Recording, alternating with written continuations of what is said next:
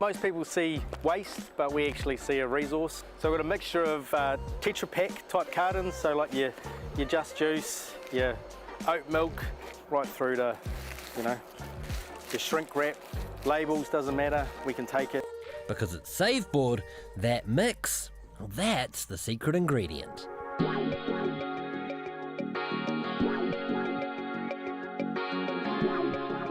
We're trying to get about a 70% blend of fibre with plastics to actually make our board. When we're mixing fibre and plastic together, it's actually making that consistent brew. There's no adhesives, no glues, nothing. It's just plastic under pressure and temperature causes the particles to bond together, almost like a lasagna effect. We end up with a composite, and then we cool it off so the plastic then solidifies.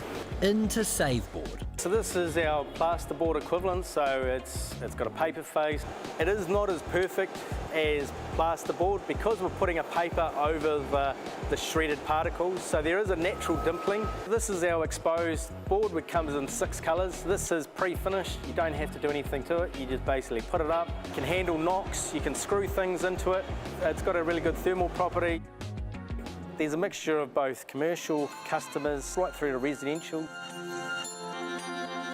Every board used is actually 25 kgs of waste that would normally go to landfill.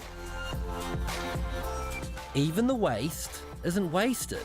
We're giving our builders bags to actually, bring it back and remanufacture into new products. So it actually provides that circular loop.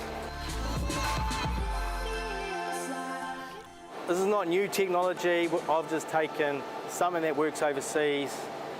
Everything is local. We take local waste and supply a building product that isn't affected by world markets.